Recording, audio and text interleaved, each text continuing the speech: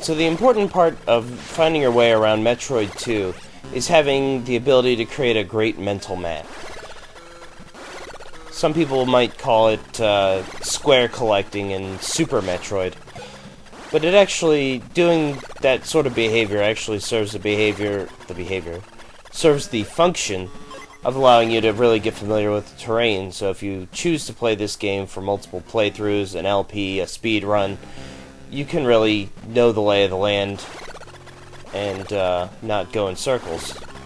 Unfortunately, my mental map of this area is really quite faded, so even though I've played it a dozen times, it's the hardest part of the game, so I've forgotten a lot of it. So forgive me as I roam around aimlessly, do a little bit of senseless backtracking.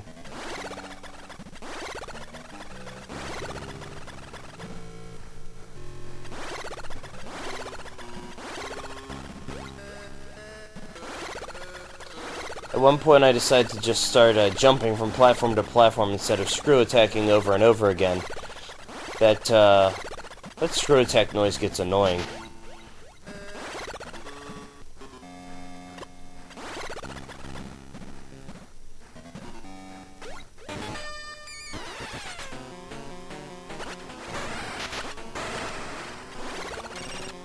So I start using the screw attack to my advantage here.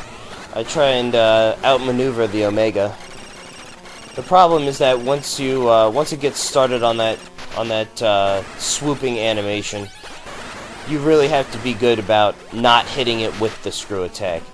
It's a good defense, but once you hit it with the screw attack, you kind of have to find a way away from it, and that is harder than pretty much anything else in the game.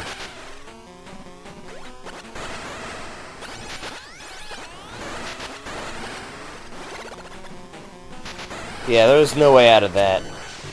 I was really quite annoyed.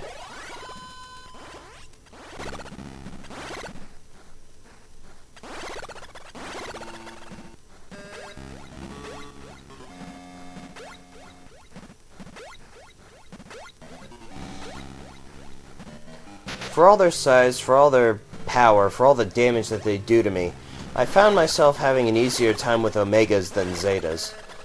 Maybe it's the terrain. I'm not sure. There seems to be there's a lot of variables. I decided to go back and save because I wasn't really sure where the next Metroid was, and it's actually quite fortuitous because I seriously forgot. And of course, this is plagued by as much sameness as the rest of the game, so when you start to get lost, you can go around in circles for a good half an hour or more. This time it's not so bad, it was only 6 minutes instead of 15. But still, I save it here, and after a swift edit, we're back to business. That being said, after my swift edit, I still managed to get a little bit turned around.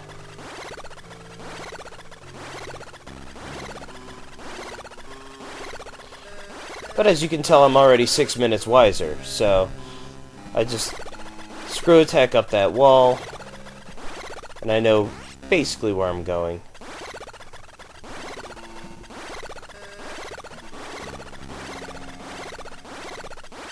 That reload was actually more of a frustration reload than a aha, I found it, now I'll reload and show everyone.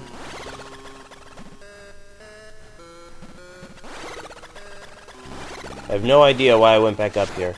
I think I was farming for energy a little bit because, as you can see, I'm down to my last couple hundred units of energy. And I wanted to make sure I was well prepared for my next Omega boss fight. I think also I wanted to just make sure that this save point, there wasn't anything that led from this save point. I'm really not sure why it's up there. It's almost pointless. So I shoot my plasma beam all the way down, make sure that nothing hits me on my way down. Wait, I went that way already. Aha! And let's go down even more. I said I'd be back for you later.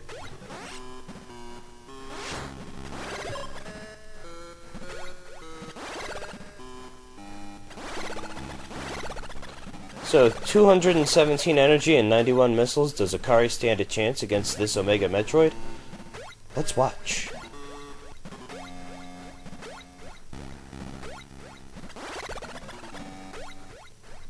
So here I get bored and just decide to jump from platform to platform because I was jumping on every single... well, I was just tired of screw attacking, really. Have at thee!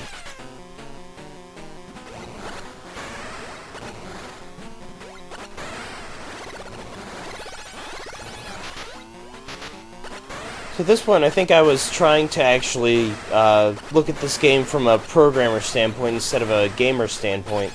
I think I was trying to basically trip its animations, figure out what pushes it to do its swooping thing, so that I can more appropriately dodge it. And at that point, I was just so mad. I was just like, you know what? I'm not going to stop screw attacking until you stop swooping. Didn't work that time. But I expertly pwned that Metroid, I'd say.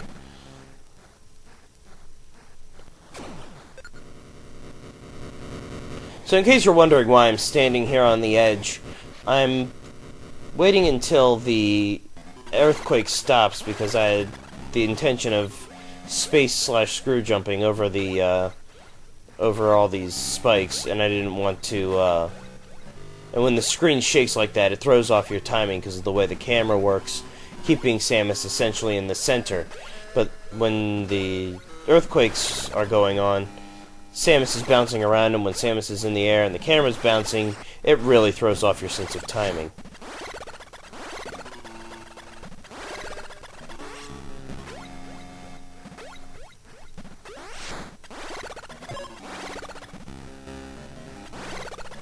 So another 25 units for your Akaris truly. And we're just about out. And one final FU from the level. And down here, which we dropped into 2 or 3 times. And it kind of looks like the outer areas of Metroid 2. Kind of the overworld. And much to my chagrin, they recycled the another rock formation.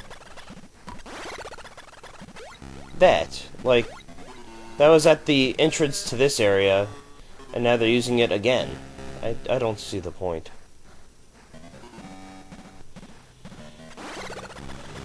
So this is bar none the least threatening and most aggravating point of the game.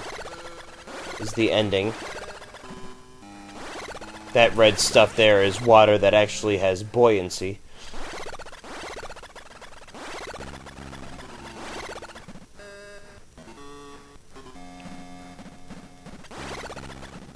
So I make it a point to try and jump over these pools here.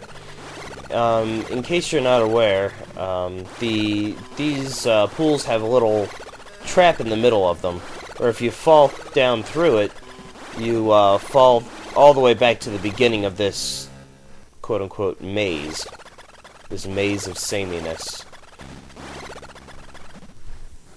You can see them because, by way of the, it's a little hard to see, but if you're playing the game, you'll see that there's a, sort of a dark spot in the middle of the water. And that's an indication that that's where our pit is. Everything else is lighter or white. So I got a little turned around there. Turn around and go back.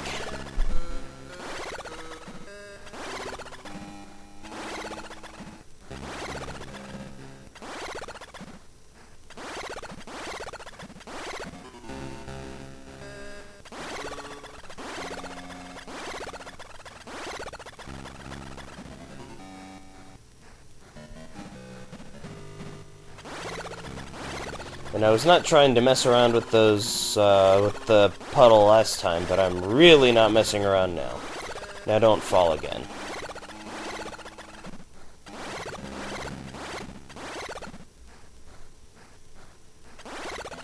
And that puddle there will actually be has a hole in it that will make us fall through to the platform immediately below it. It doesn't set you back a lot, but it's a minor inconvenience. So I completely bypass it with the screw attack.